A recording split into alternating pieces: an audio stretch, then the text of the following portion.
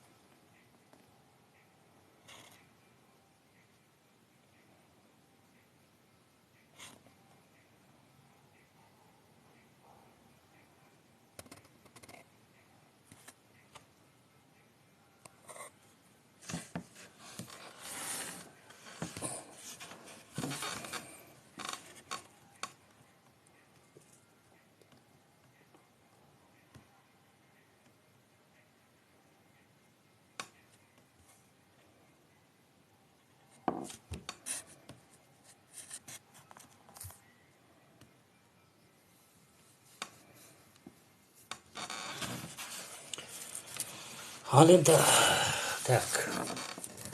әзірге 3 адам отыр екен. Енді мына темамызды жайлап бастай берейік.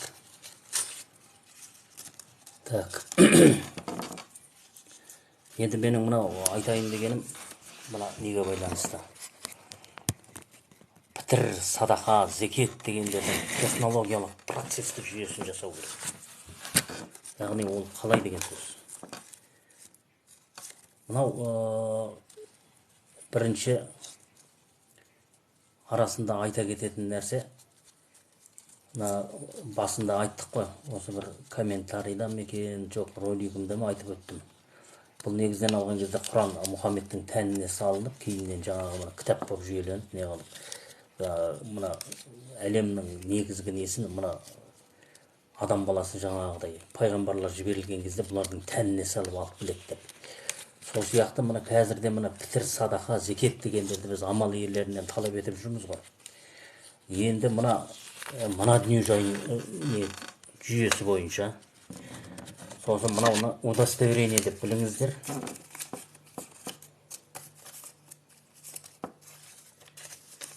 Мынау мысал үшін удостоверение болса, мынау жаңағы нәпсіге жұмыс істейтін, көріп тұрсыздар ғой, шайтанның тілі деп аталатын дүние.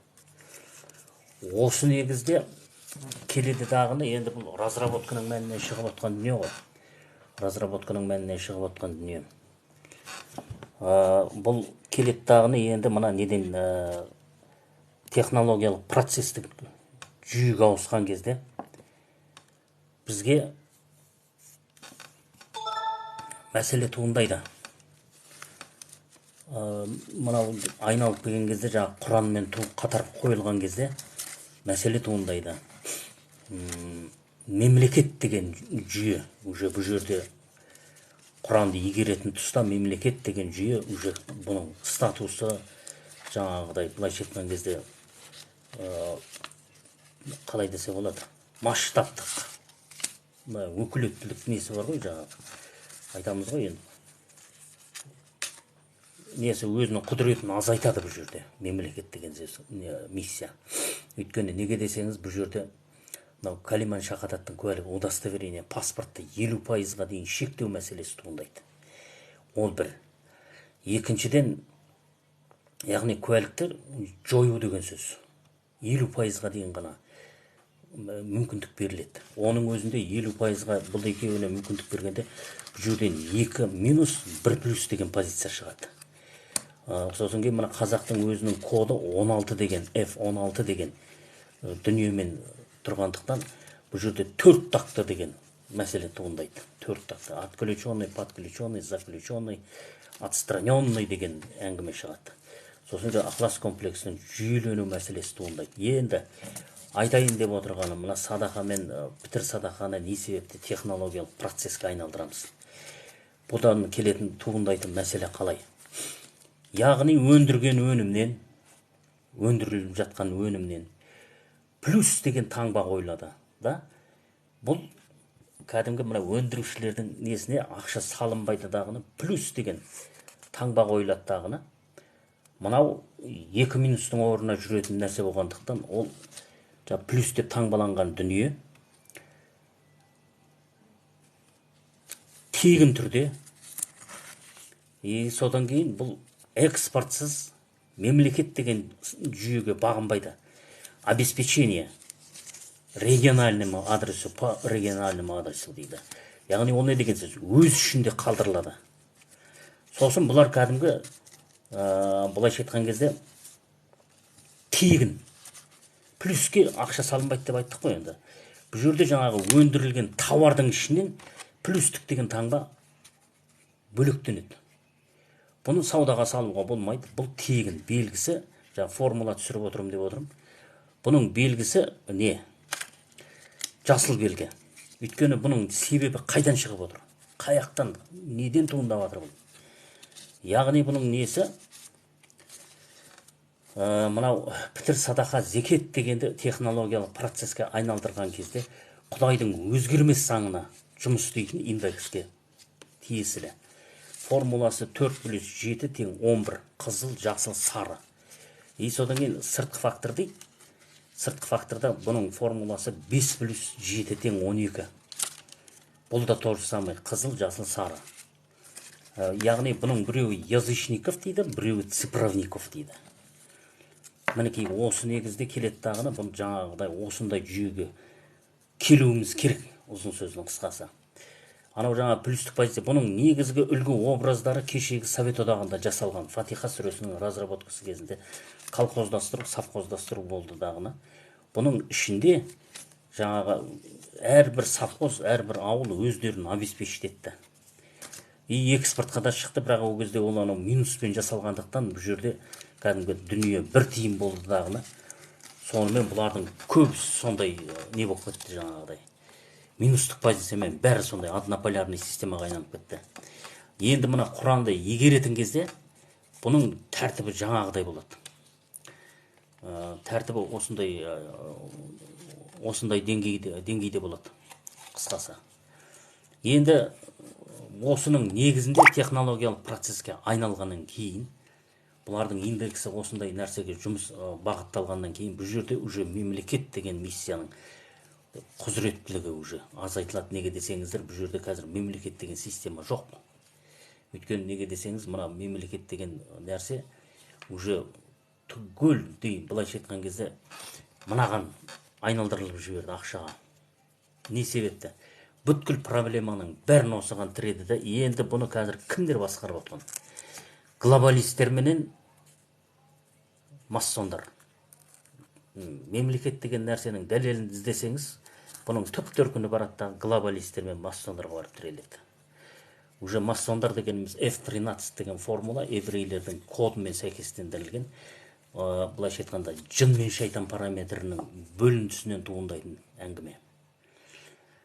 Жын мен шайтан дейді, енді жын мен шайтан деген кезде теоретиктер мен практиканттар разработкасы жаңағы мынау бұлардың енді мына глобалистер мен массондардың негізгі жасырынып отқан нәрсе, былайша айтқанда қалай десе болады, бұлардың бәрі айналып келген кезде жаңағы мына калиман шахадаттың куәлігіне тіреледі.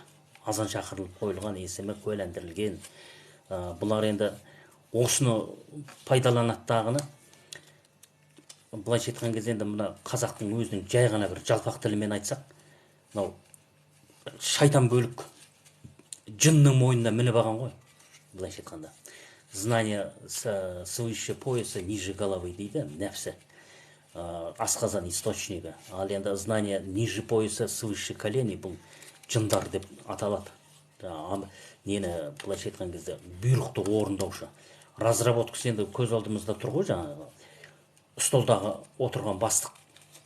Яғни ходовой частысы былайша айтқанда ограничение креслоға отырғызылған. Шайтани деп айтылады, язычник деп. Енді оның бұйрығын бағынып, оның бұйрығын орындап отқан амал иесі ходовой частысымен жүгіріп жүрген рабочий класты оны жын деп атайды. Терминологиялық әдебиеттің мәні бойынша солай. Разработкасы жындар мен шайтандар періштелер деп аталады. Жаңағы былай терминологиялық тілде. Ал енді былай мына ұлттың тілінде олар кәдімгі мемлекет деген системаны солай кәдімгі массондар мен жаңағы нелі глобалистер солай не қылып қойған. Жаңағыдай мемлекет деп кәдімгі үлкен масштабный. Мысалы 19 миллион қазақты мемлекет деп атайды, соның бәрін жаңағы түгел куәлендіріп, бәрін жаңағыдай немен байлап қойған ғой, жаңағыдай удостоверениемен. Оны мемлекет десе болды, бітті, аналар уже ненің не екенін жаңағы қойылды. Рух дейді. Рух деген бұл жалпылама контроль, мен айтқан несінде айтқан. Жаңағы бұл кәдімгі талдымақ. Известный, неизвестный деп айтады. Объекта пи. От сакральной до макрой деп айтылады. Найти сол кезде осындай нәрселер келеді.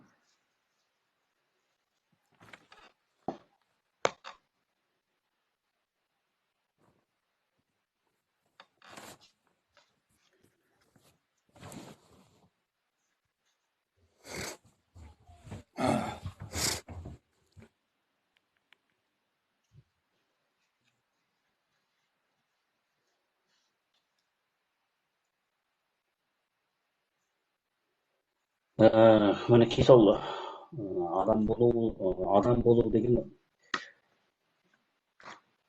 бұның осындай нелері бар, жолдары бар. Жаңағыдай, мысалы, адам болу деген кезде, мысалы, егер ол жаңағыдай баладан кейін болса, бала туылғаннан кейінгі болатын болса, оның источнигі не нәрсе? Соны айтыңыздар, соны зерттеңіздер. Источнигі.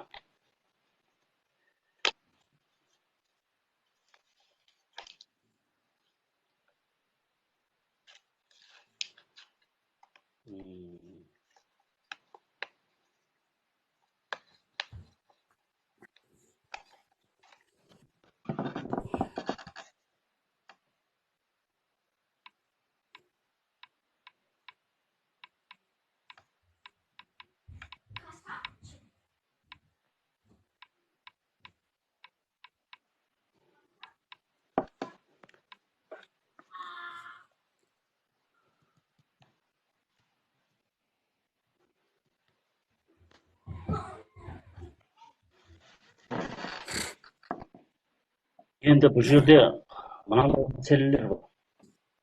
Менге жаңағы мынау калиман шахадаттың куәлігін 50%-ға дейін шектеу керек деп. Уалейкум ассалам. Қалыңыз қалай аға? Сет дұрыс болмайды ғой деймін.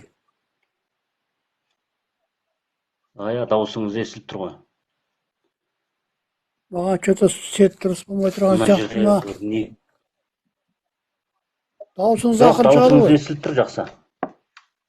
Сіздің дауысыңыз ақырып шығады. Менің даусым ақырып тұр ма? Иә. Сіздікі анық естіп тұр.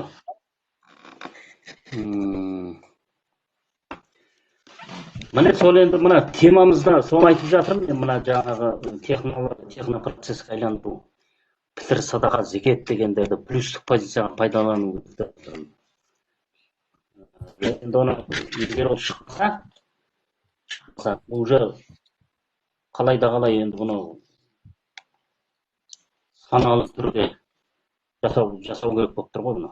Енді оған бармаса болмайды. Артқа қарай шегіну керек. Қазақтың өзінің салтын, дәстүрін кәдімгі нөлге дейін десейді деп. Бұл комплектовать ету керек. Қазір бұған шанс туды. Өйткені мына жер су басып қойды. Бұл мәселе қайтадан документ минусқа айналу керек па, или қазақтың өзінің салтына қарай шегіну керек па деген вопрос тұр ғой.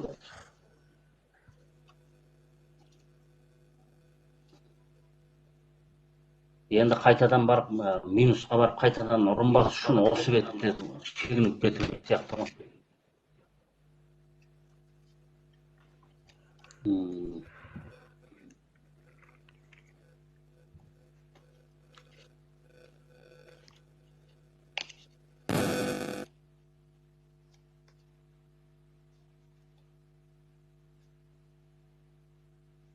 Так, мінекей қазір 15 адам отыр екен. 19 адамға көтеріліпті, 19 адамға. Енді 15 көрсетіп тұр. Мен қазір дауысым қалай, жақсы естіліп тұр ма? Иә, айбет естіліп тұр, жақсы. Ана өткенде кімнің де айтып жүргені со ғой жаңағы, Максимнің айтып жүргенінде. Пітір садақа беру керек, зекет беру керек деп. Ана өткендегі бір прямой эфирда есіңізде бар ма? Максим Нұрғали ше, Максим Нұрғали. Енді мен айтып отырмын, бұны енді жаңағыдай не қылу үшін, өйткені бұның 9-шы измеренияның несі шықты ғой. Измерениясы шығып отыр ғой, разработкасы. Бұның енді разработкасы шыққаннан кейін енді бұның технологиялық процесін жүйелеу керек. По плюсу деп. Өйткені мына өндірілген өнімнен шығару керек та бұны. И сонан кейін осының негізінде айлана тұр. Уже жаңағы жұмақ пен тозақтың разработкасы ол сама собой шығады. Кезінде үлгі образецтер бәрі жасалды деп айтып отырмын Союздың кезінде. Айтым сол қоғамды қайтадан орнына қою керек па, сондай бірдеңке болу керек үшін айтқан кезде. Құран мен нені туды қатар қойған кезде. Енді тағы айтылатын не бар екен, тағы да біраз нәрселерді. Енді айтайын деп отырғаныз бұл енді Құранның сынашы. Айтайын деп отырғаныз енді жалпы мына Құранның сынашылығынан кейін бұны игеру жолында бар ғой, еврейлердің әлемі аяқталады ғой енді. F13 деген формуламен. Солай ғой. Человек измерениясы. Иә.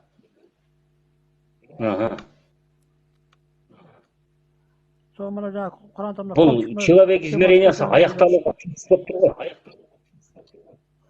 Иә, аяқталуға тиіс болып тұр, бірақ адамдардың бәрі түсінбей тұр ғой қазір. Человек измерениясы деген соны мынау клетка деп аталады ғой мынау. Макроклетка деп аударылады. Көпшік мәселесі көтерілу керек қой. Мына Құранда көпшік темасы көтерілген кезде бұның жаңа иесі мына қазақтар ғой. F16 деген, F16 деген формуланың қожайыны ғой. Былайша айтқан кезде жаңа Құранның иесі ғой. Аталық жанын деп айтайықшы ма? Дұрыс қой, аталық жанын. Иә. Біздің енді аталық жанын сөйледі ғой. Еврейлер мынау аналық жағы ғой, еврейлер аналық жанын. Жаңа фамилия тектері мысалы аналық жанын жазылады да еврейлерге. Амана біз аталық жанын сөйлейді ғой мысалы. Аталық жағынан бізде солай ғой, енді аталық жағынан сөйлейді ғой.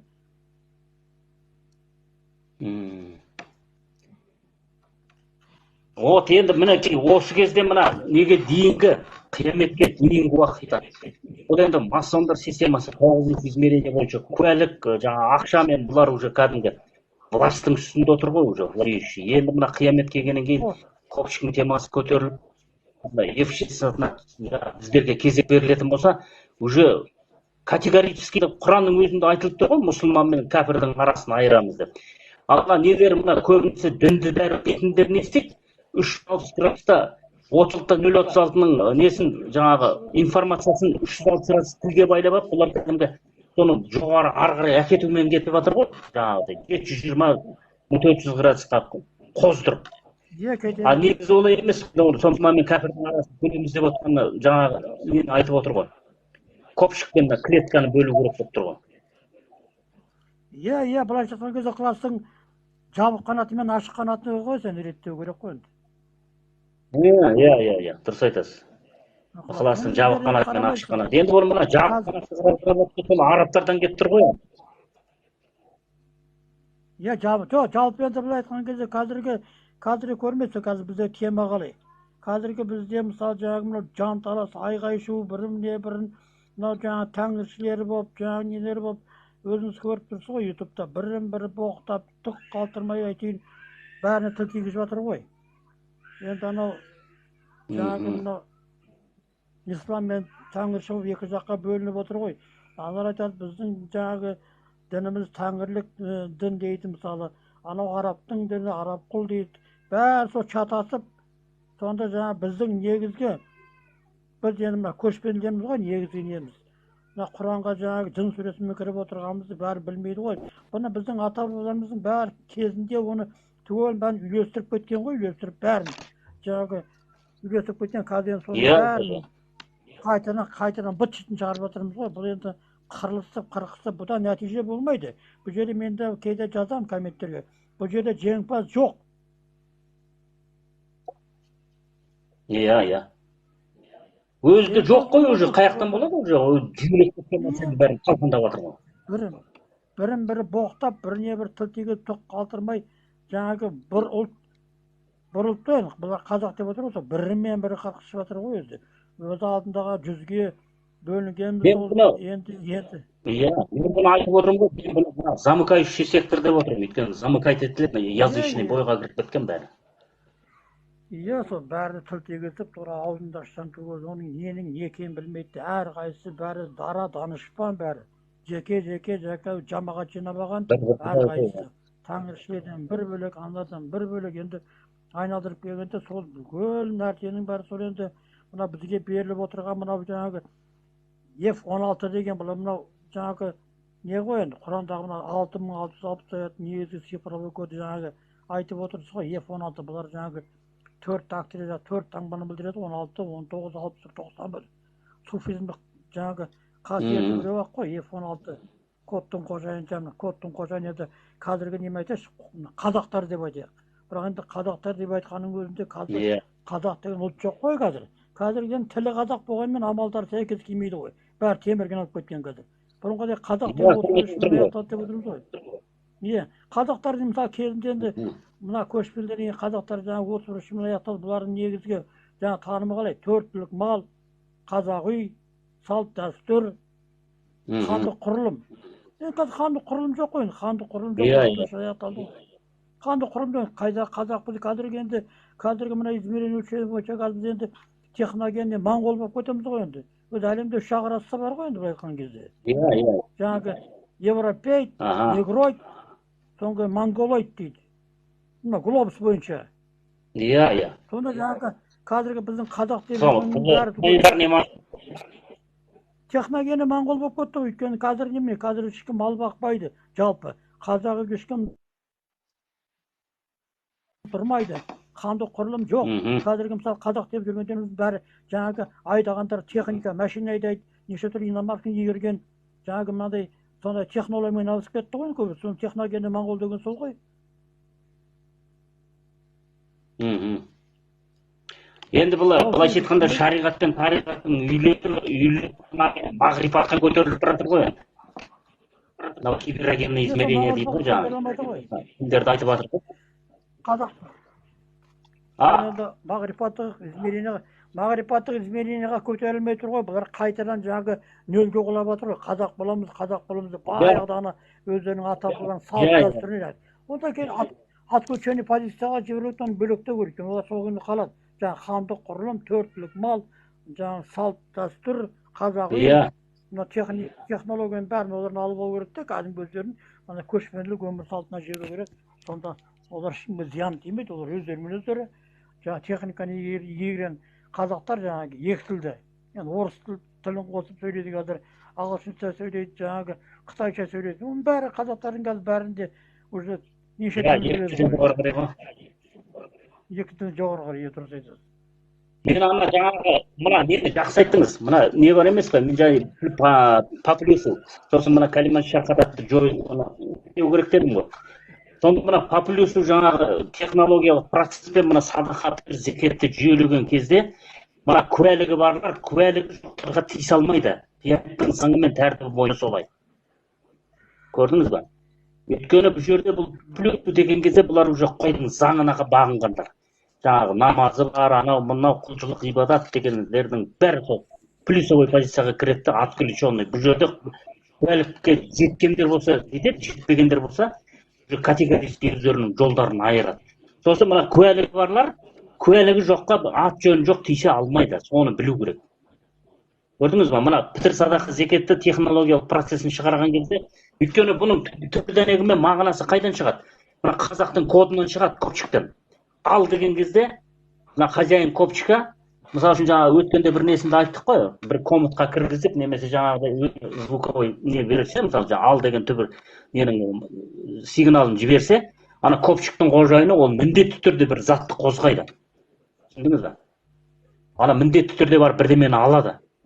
Сонда қарап отырсаңыз, енді бұл жерден жаңа логотерапиялық сұрақ туындайды. Бірінші ал деген сөз жасалды ма, жоқ қимыл келді ма деген сияқты. Қимыл қозғалыс бірінші пайда болды ма, жоқ ал деген звуковой эхо бірінші пайда болды. Или екеуі қатар пайда болды ма. Міне сол кезде жаңағы енді бұл жерден жаңа небір мамандар шығатын шығар. Біреуі бірінші пайда болды, одан кейін екіншісі пайда болды, одан үшіншісі пайда болды деген сияқты. Ана миға жетті, содан сигнал болды деген сияқты бір енді әңгімені ары қарай қоздыратындар болатын шығар. Вот мінекей логотерапиялық сұрақ дегеніміздің өзі сол. Сонда мына жаңа пітір садақаның технологиялық процеске айналу себебі сол. Неге? Өйткені мына кіндіктен жоғары, белден бастан төмен нәпсінің индексіндегілер бұл мына плюс позициядағы үлестің несін ақшаға тәуелді қылады, мыналарды қаңғытып жібереді. Түсіндіңіз бе? Ақша тауып әкел деп. Ақша тауып әкел деп ана күллі дүниенің бәрін саудаға салып жібереді. Содан кейін ана плюс позицияның несібесін жеп қойды бұлар. Қазірдің өзінде уже міне жемқорлар деген содан шығып жатыр емес пе? Жемқорлар уже бітті, уже ана плюс позицияны шарттасып кетті, Алланың Құдайдың ісімен. Уже бар ана плюс позицияны ұмытты, уже плюс позицияда оларға кәдімгідей тегін берілу, мына долясы қою, үлесі тұрып тұру деген сияқты. Мысалы үшін сол нәрсені уже бұлар кәдімгі жауып тастады да түгел жаңағы ақшаға айналдырды. Бәрі менікі деді, бітті. Бәрі менікі деді. Ана Құдайдың заңын олар уже түсіріп қойды. Міне мен сол үшін. Дүние зікіріне. Ау. Дүние зікіріне кіріп кетті. Дұрыс айтасыз. Дүние зікіріне кіріп. Енді мына ақырет түгілесте бұлардың кәдімгі дүние зікірінен алынатын жаңа пітір садақа зекет бір. Бұлар бермей отыр, көрдіңіз ба? Ақшадан ғана өтеп, Алланың Құдайдың заңымен шарттасып отыр бұлар. Значит, олай болмайды. Бұлардың кәдімгі ақыретті зікір еткендердің үлесі кәдімгі популюсу 50/50 тұру керек. А тұрмайды екен, бұл уже бітті, уже күллі дүние отпен оққа оранады деген сөз.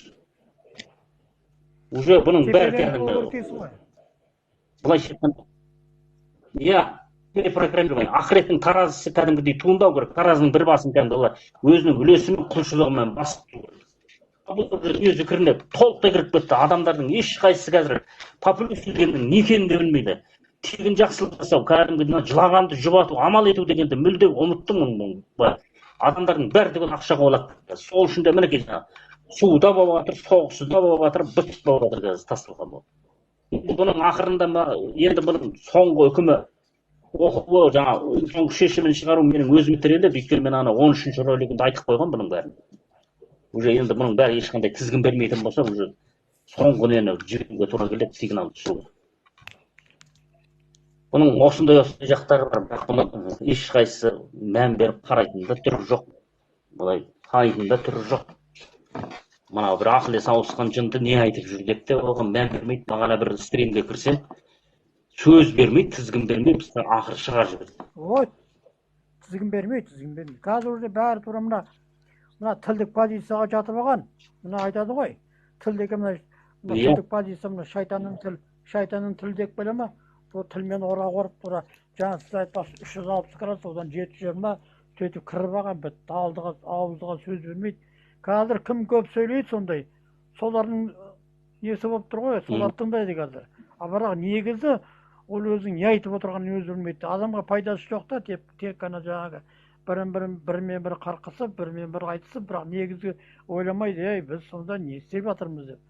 Мен айтып отырмын, ол жерде жеңімпаз болмайды, бірін бірі боқтап, сүйіп, соттық қалдырмайды сол. Анау шариғатты мақтайды, анау алмату деген ойына ата-бабаларымыз тәңірші болған дейді. Енді бәрі тәңіршілік деген ол қайда, ол ана исламға, Құранға дейін, анау мысалға айтқан кезде мен өз ойымды айтамын, бұл где-то бұл анау тәңірлігінің где-то анау Мұса пайғамбардың тұсында сол кезде болған шығар. Құран жүйеленгенге дейінгі болған не ғой? Анау енді пайғамбарымыз ана Құранда бар ғой, яға нақыл ойпатында ғой деймін, намаз оқып тұрған кезде жындар келіп тыңдады дейді ғой. Оны кәдімгі жындар деп қайда емес, біз көптеген аталарымыз сол кезде сақтар мен ғұндар дүниені әлемдеп жеп тұрған кезі ғой. Бармаған жер жоқ, шаппаған жер жоқ, шауып жүрген. Сол кезде естіген, мысалы мен ойлаймын. Содан жаңағы Меккеде пайғамбар деген шығыпты, Мұхаммед деген пайғамбар деген шығыпты деп енді көшпенділер ол кезде естиді ғой. Жаугершілік кезде. Соны жіберген іштеріне барды сан жаққа. Соны тыңдайды, Құранда айтады ғой, тыңдап тұр. Мыналарың айтып отырған нелердің бәрі айтып отырған сөздері біздің жаңағы немізге ешқандай былай арақашықтығы жоқ екен ғой, ешқандай нетпер екен ғой. Мұны дұрыс екен ғой деп, сонымен жаңағы дінді қабылдаған ғой бұлар бәрі. Сонда жаңағы Құран келіп жаңағы Мұхаммед пайғамбардың тәніне салынған. Бұның негізі мына Құранның микрокосмостық ілім екенін білмейді. Оның бәрі сөзбе сөз, көзбе көз дейді де Құранда былай айтылған деп айтады. Оның танымы мүлде бөлек қой. Микрокосмостық таным ілім ғой енді. Сонда жаңағы ана жерде айтып отырған жаңағы сонда ана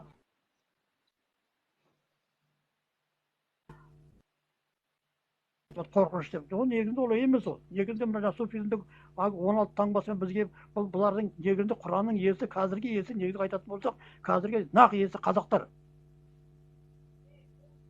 Бұны адам деген сериямен жүйеленіп шығару керек. Человектен бересі шыққан адам деген серияны шығару керек. Енді біздің сөзіміздің қолданысында тұр ғой, әлемде бір мемлекетте адам деген сөз жоқ. Біз айтады, адам бол дейді. Адам деген сөздің қоры бізде тұр ғой. Содан кейін жаңағы Жын сүресіндегі жаңағы нелер, оны біздің өзіміздің сөз жынымды келтірме, жыным келіп тұр, жынымды қағып алайын ба, жындысың ба дейді. Енді біздің сөзіміздің қорымызда тұр ғой. Сөздік қорымызда тұр ғой біздің. Мен соны ойланбайды, бұл қайдан келіп тұр, бұл қалай. Ол енді бұл ана Алланың шифр, Алланың сонда жаңағы сондай ілімге жаңағы ладунный ілім ғой бұл. Соған келіп салып адамның несіне сондай немелермен жіберген. Оны қазір біз сөз дейді. Ойбай ол мына жерде былай айтқан, бұл жерде былай айтқан. Олар айтқан оған мүлде келіспейді. Ол қияметтің аяғында Құранның сырлары ашылады. Ол екінің бірі түсіне бермейді оның бәрін. Екінің бәрі түсіне беретін болса, әлем төңкеріп тастауға. Дұрыс айтасыз. Былайша айтқан кезде жаңағы мына неде? Мына жаңағы әруақтар, бала еленетін тарап деп мен айтып жатырмын ғой. Мысалы үшін бұлар көзіне көрінген, қара артып көзіне көрінген орысты кәпір дейді. Негіз олай емес. Орыс деген ол кәпірге жатпайды. Негізінен алған кезде терминологиялық мағынасын, аудармасын ашып жарайтын болсақ, еленуші тарапты айтады, былай еленуші. Қазір ғой мыналар мұсылмандарымыз деп жүргендер мына ақпаратпен жарықтанып, ненің не екенін білмей, синтез жоқ микрокосмостық. Немесе жаңағыдай көзіне көрінгеннің бәрін не деп, бірақ жақтығып, ғылымның несін тұрдығын жауып тастағандар ғой. Негізінен алған кезде бұл бала еленуші тарап деп неге айтады? Бірге қосылып амалдары. Қазір екінің бір бала еленеді ғой, мұсылман деген оған бала еленетін тарап емес олар. Ол жаңа несін негізгі ашық ақиқат несін расшифровка жасағанда қандай болатын сипатының қандай екенін айттым ғой. Жаңағы конструкционный клетка болып кетеді уже даже. А человек Аналыққа қызметші деген мағынада. Аналыққа қызметші деген. Ол бәрі мына адамның 12 мүшесімен, былай айтқан кезде соның несімен ғой, нөлде мына өзіңіз айтып отырсыз ғой, мына адреналиновый комплексі болса ғой. Мына 12 мүше, оның бәрін біреуінде білмейді. Анау орыс, анау неміс деп бөледі. Адам танымда бөлінді жоқ. Негізінде олардың бәрі, былай айтқан кезде кебін иелері ғой енді олар. Бір генетикалық кодтың қожайындары ғой бұлар. Бір кодтың қожайындары ғой, білмеді. Біздікі мысалы негізгі біздікі сүйек. Қазақта айтады ғой, қыз берген кезде, еті сенікі дейді, сүйегі менікі дейді. Қанша әйел басқа бір ұлтқа, жұртқа үйленіп кеткен кездің өзінде, ол кісі кейін өмірден өткен кезде өзінің әкесінің атымен жерленеді ғой. Кімнің қызы еді дейді. Сонда айтады, ол бәленбай бала тауып басқа бір отбасына кетсін. Бәрі ол жерленген кезде өзінің баяғыда өзінің әкесінің атымен жерленеді. Солай емес пе енді исламда? Сонда неге айтып отыр? Қазақ сол кезінде айтқан, еті сенікі деп қызды берген. Еті сенікі, сүйегі менікі дейді. Бәленбай жақты өлген кезде бәрі сол өзінің әкесінің атымен, жаңағы әкесінің атымен жерленеді.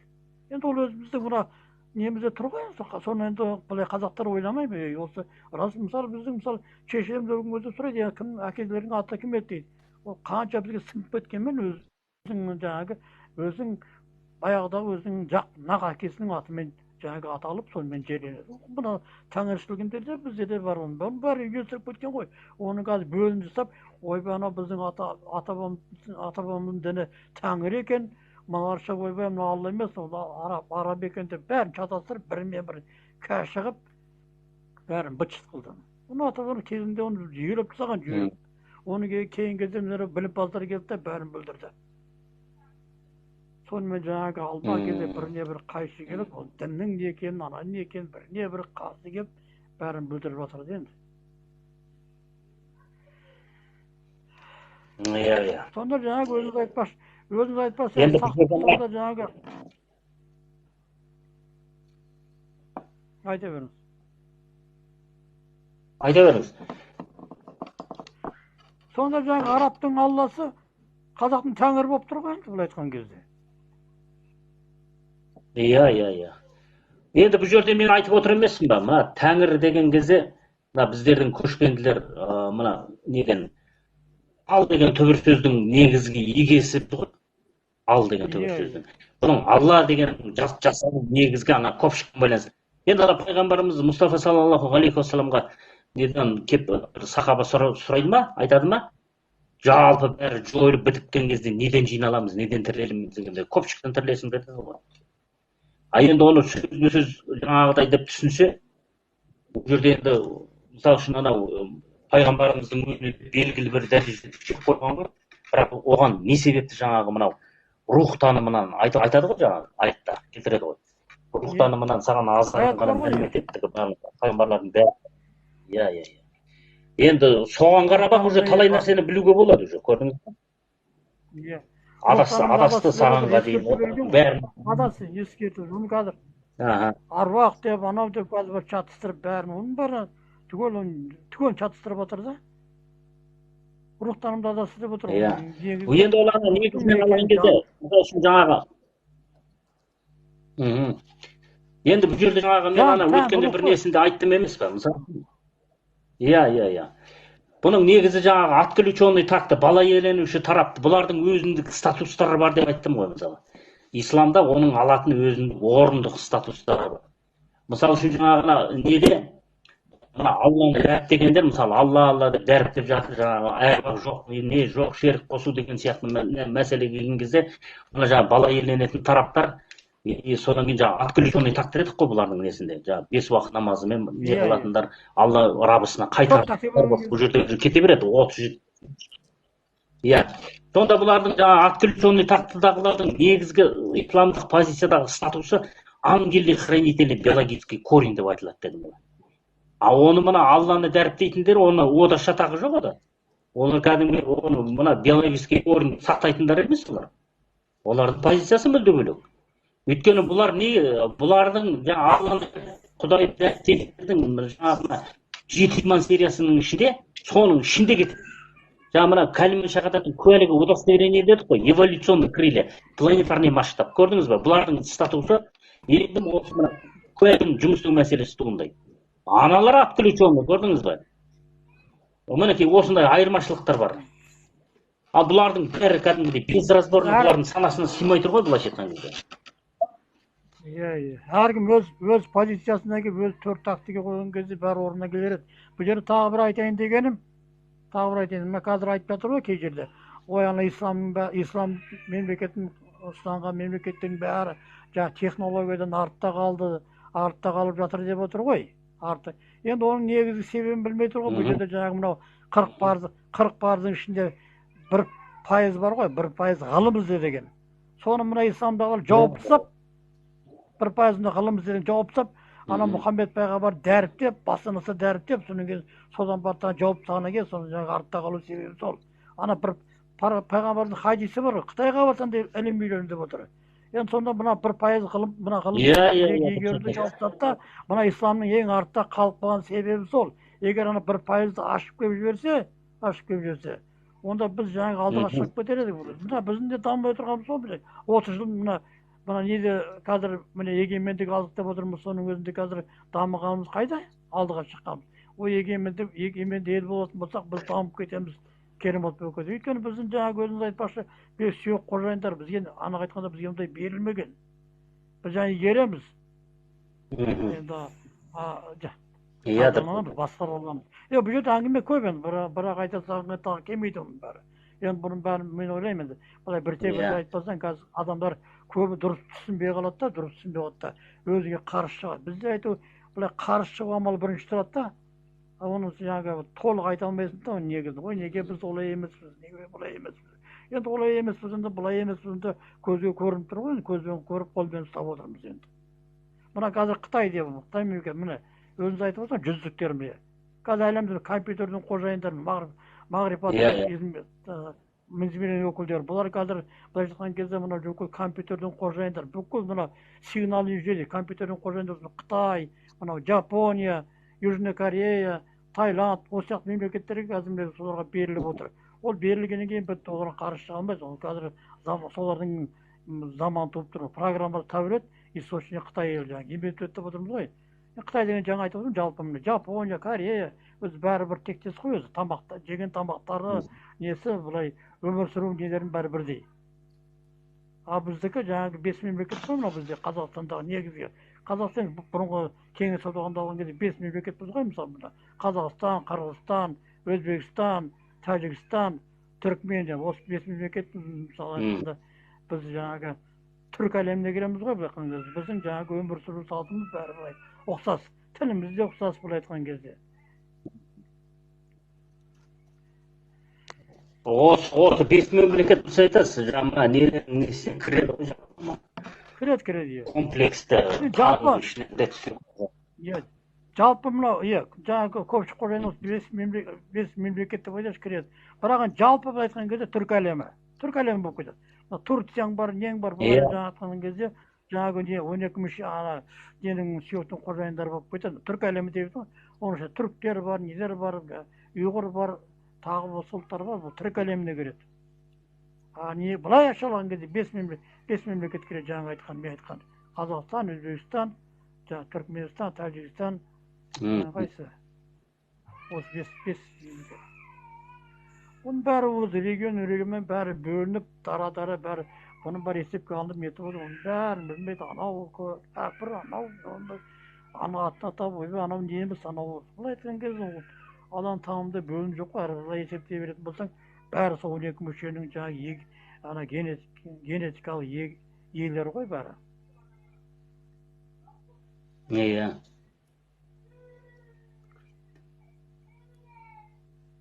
Бұндай да сіз айтайын десеңіз, ешқай тыңдамай тұра қарсы шығады. Не группадан шығарып береді, не басқа тағы сондай нелері бар.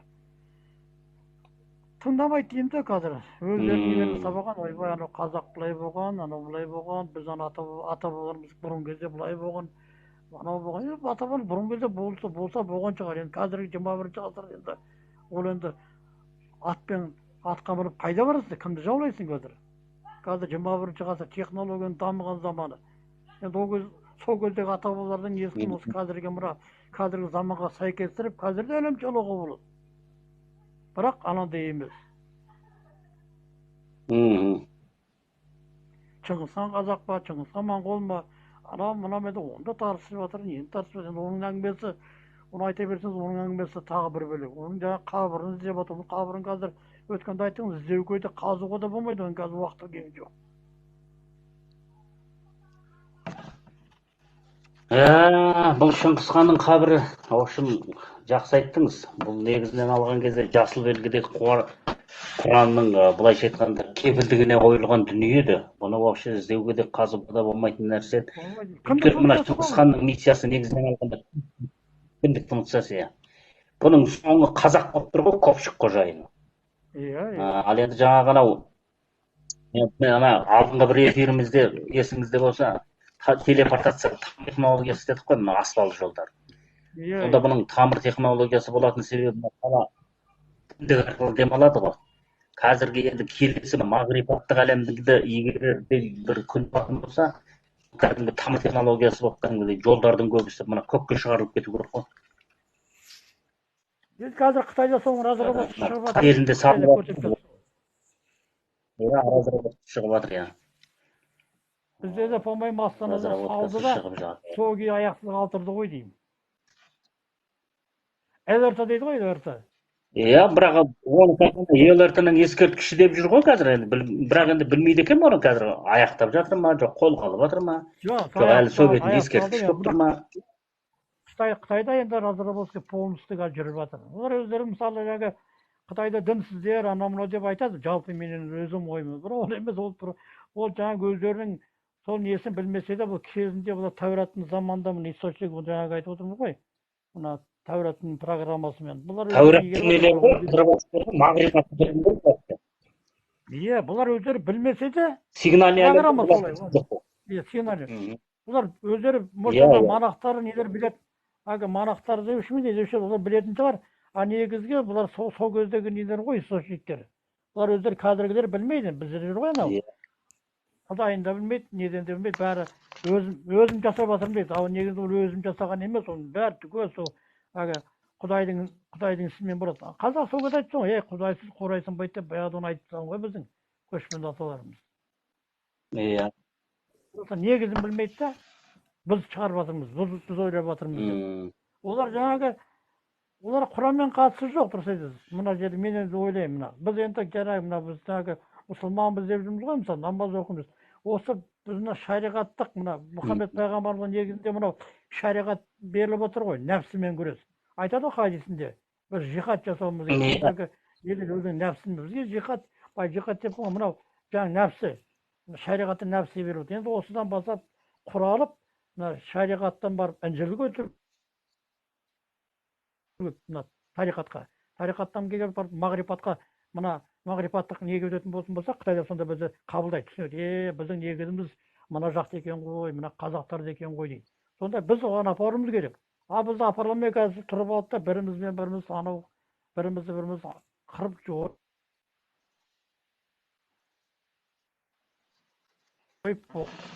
Так, Бөке, мына нені эфирді аяқта деп жатыр. Трансляция закончится через 20 секунд дейді. Жарайды, біткенше айттық енді. Естігендер болса, естір, түсінгендер болса, түсінер. Түсінгендер болса, тағы өздері білер.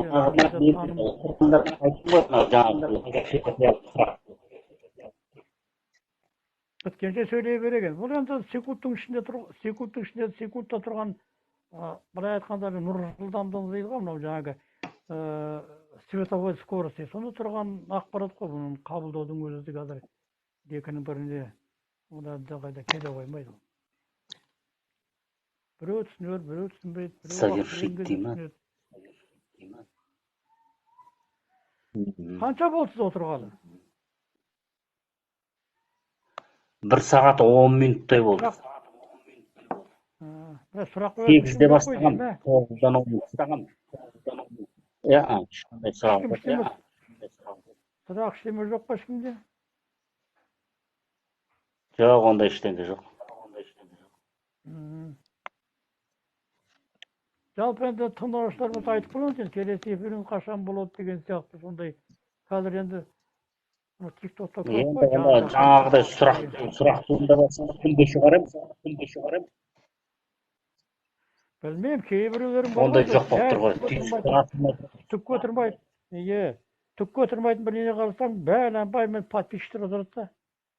Оның қаншама сұрақ қойып, қайдағы жоқтың бәрін айтып жатады дейді. Бізге келгенде айту өшіп қалады бәрі, білмеймін. Былай даусым жақсы естілді ме, Мәрте? Иә, анық естіліп тұр. Менің даусым ше? Сіздікі жақсы ғой. Мен не болса да бар ғой, наушник киіп алдым. Жаңа былай наушник тыңдаушы едім негізі. Оған дұрыс естілмей кейде сигнал жоғалып кетті да. Содан кейін жаңа наушник ұстап алдым да, сол наушникпен сөйлеп отырмын да, наушникпен тыңдап отырмын. Енді сізге қалай естіліп жатыр енді, онысын білмеймін. Сіз айтып тұрсыз ғой енді. Жоқ, анық естіліп тұр. Бірақ біраз нәрсенің несін қозғадық енді, былай айтқан кезде енді. Біраз. Бұл енді сіз айтып отырған микрокосмдығынан ғой, макрокосмды таныммен. Жаңағыны логотерапиялық сұрақтарды қойып отырмын ғой. Адам болу, жаңа бала туылғанға дейін ба, жоқ, бала туылғаннан кейін ба деп. Соған қарағанда енді соны ойланып кәдімгідей зерттесе, сонан кейін өздері түсінетін шығар. Егер бала әйелден шықса, адам қаяқта топырақтан жараламай жатыр ма? Жоқ, жаралып жатыр ма? Топырақтан жаралып жатыр ма? Аяқтан жаралып жатыр ма? Иә.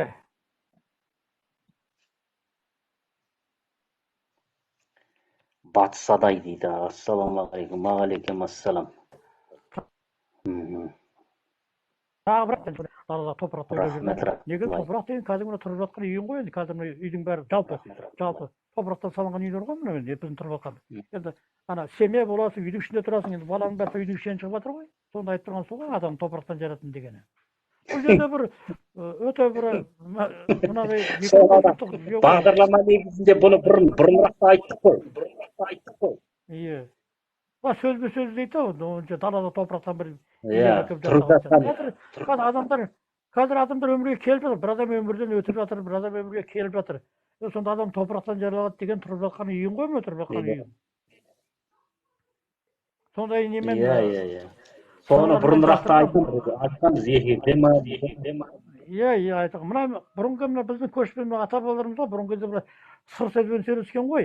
Оны екінші адам түсінбеген, мынау Аяз би бар ғой бір мифтар нелер, әңгімелер. Сонда сөйлеген кезде бір сыр сөзбен сөйлесді ғой. Таудың басында қар қай уақытта жауған деген сияқты айтады ғой анау. Аяз биде ғой. Сол таудың басында қар түзе беру ол емес ол. Сақалыңа ақ қай уақытта түсі деген сөз ғой. Сонда сыр сөзбен сөйлескен ғой бұрынғы кезде біздің ата-бабамыз. Қазір біз ондай прямой ұғамыз да кәдімгідей. Құранда сол сияқты сондай немен жасырылған құпия сөздермен Құранда айтады мұқаттағат әріптерде құпия немен жасырылған. Оны шеше білу керек. Мына бар ғой өмір шешімдегі нені шешеміз, кроссворд не сияқты.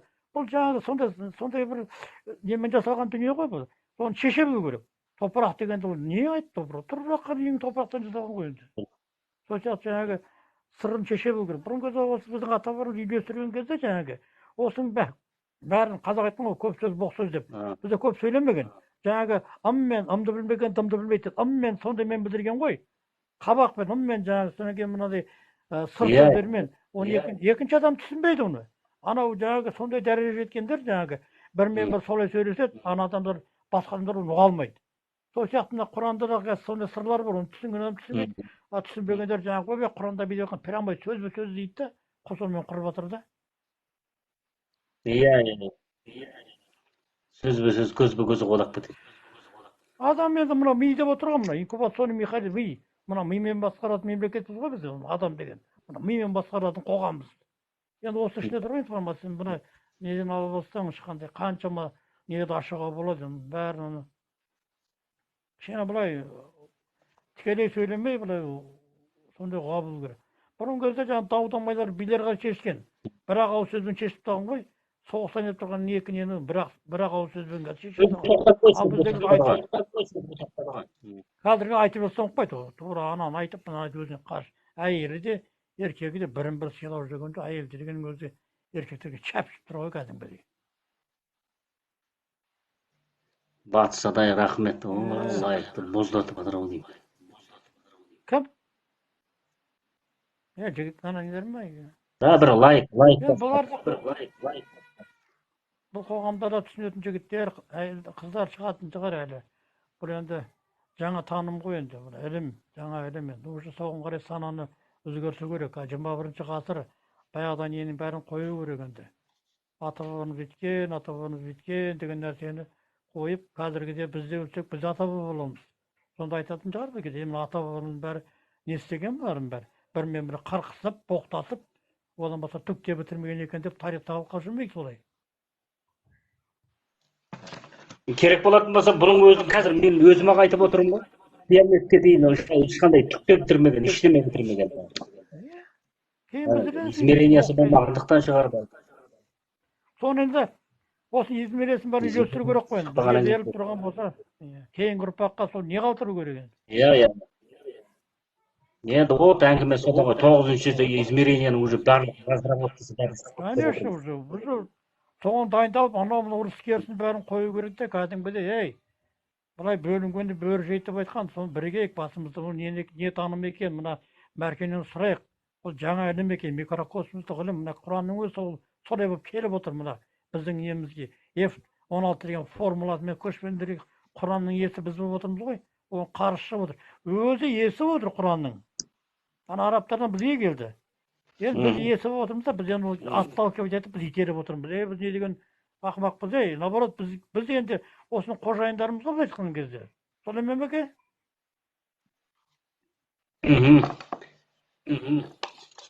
Бағана соны айтайын деген ғой анау стримде. Соны айтайын деген. Біз ана Құранның инвестиционды қайтамыз. Сонда біз игерсек, ендігі қожайындары біз боламыз. Сонда жаңаналар бізге келеді, мына жақта біз былай кетіп қалған дейді. Ол бір жерде тұрмайды ғой.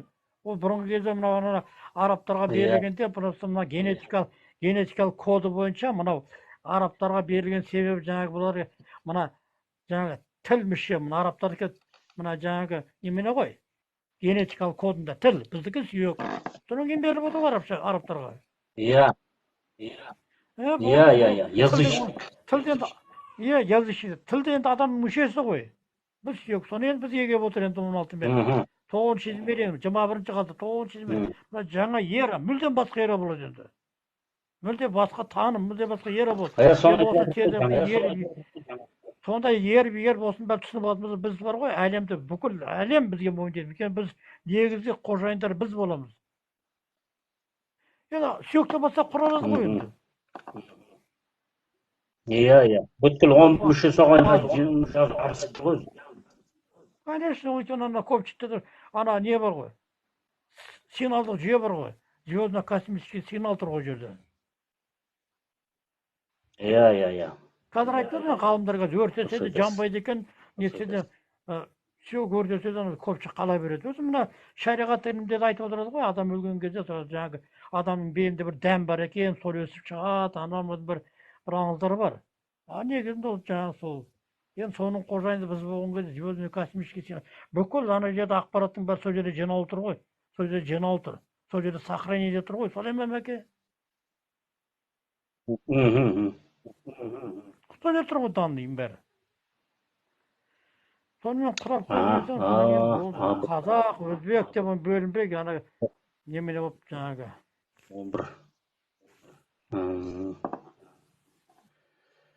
Так, АБК поставила лайк. Баламдар жиналып кішкене былай тыңдайтын болса, оларға да әлем қонады ғой. Бұл жерде дауданбайдың керегі жоқ. Так, қазір 52 адам отыр екен. Иә, 52 адам отыр екен. Қайта, осы қайта адамдарымыз көп жиналыпты ме? 52 адам. Иә, 52 адам бәлкім бір. Енді мен бір группа ашып берсем, ондан бір 50 адам шығарса, сонымен 100 болады. жүзден тағы жиналып адамдар көбейіп соны ана жаңа өзіміз сияқты адамдар шығады, қыздар келіншектер, бұл бізге берілген дүние, одан қашып келе жатып наоборот игеру керек. Қазақ айтады, үйрен де жирен деп сол шыққан ғой, үйрен де жирен деп. Біз баяғыда бір есік қоқысты айтамыз, ой біздің аталарымыз өйткен, аталарымыз бүйткен, Шыңғысхан қазақ, анау мынау деп, оның бәрі өзімізде тұр ғой, бәрі шығады, оның бәрін игереміз. Оны ана жаңағы мына несі, мына көбінесе мына неден қателік неден кетеді? Жаңағы мына арабтың діні деп бөлініп жатқан себебі, анау арабша сәләт деп айтыла ма, жаңағы намаз деген аударған. Арабтарда сәләт бізден намаз дейді ғой. Иә. Оныңыз бар айтпақ. Екеуінің айырмасы жер осы. Осыны ұнамайды. Осы негізі осы болып тұр. Тоқтар абыздың біздің жаңағы қазақтардың тәңіршіл танымында намаз деген біздің сөз, жаназа деген біздің сөз, жаңағы тағы неме еді. Сондай сөздерді қазақтың сөзі демес еді. Тәңіршіл танымның сөзі деп отыр. Негізінде жаңағы бөлініп жасап отыр да, анау араб тілі, анау араб бұл неме деп. Негізінде жаңағы бұны айтып отырмыз ғой, ата бабамыз бәрі негізінде бұның бәрін үйлестіріп кеткен ғой. Намаз жаңағы заман келбетіндегі амал ғой, век учиться, век жить деген термин аудармасы солай ғой енді. Енді сол жаңағы арабтың тілінен келіп отқан сәләті функционирующий индекс болады да, біздегі амал век учиться, заман деген сөз, намаз деген сөздің өзі қимыл қарекетке көшеді да, сонымен ойлайды, бит деген нәрсе бізден шығады ғой, разработка, көрдіңіз ба? Иә. Намазды оқып, заман келбетін амал ет деген сияқты ғой, жаңағы ана функционирующий болып тұр ғой тілден. Дұрыс айтасыз. Жаңағы қимыл қозғалысы теория мен практика ғой. Бірінші теория болады, теория. Теория, ол екінші бірі практика, сонда қолданады. Кәдімгідей былай. Қимыл қозғалысы жасалады. Өйткені мен ана өткенде бір немді айттым. Жаңағы арабтарды шайтандар еді, қазақтар жындар еді деп. Сол кезде жаңағы ғылым мағынасы теоретик пен практикант деген мағынаны білдіреді. Жан-жақты талдана береді ғой біледі. Біреу Құран, біреу не деген сияқты. Иә.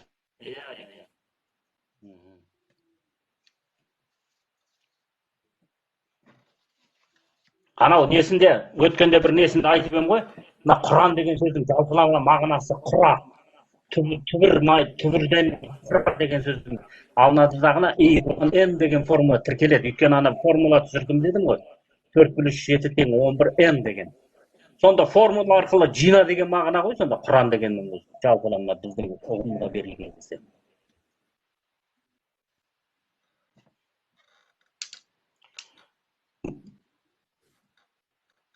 Жан деген нелер бар ғой? Жан деген жынның атасы деп айтады ғой, жын. Иә, айттық оны. Онда айттыңыз да, онда жын деген жаңағы екі қанатты, А деген жаңағы тұрып жатқан үйің, Н деген неке ғой, неке. Иә,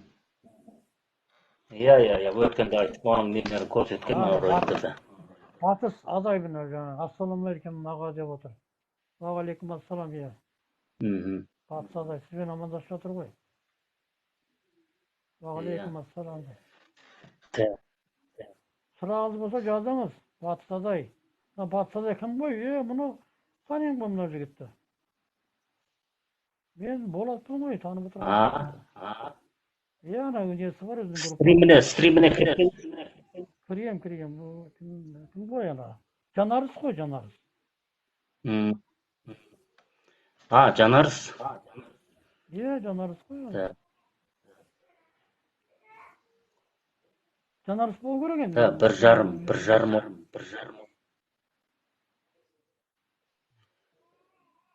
Бір жарым сағат уақыт болды уже. Мына эфирді аяқта деп жатыр ғой, мына аяқта. Жақсы. Поделиться страницей эфира. Жақсы, сау болыңыз. Жасамам болайық.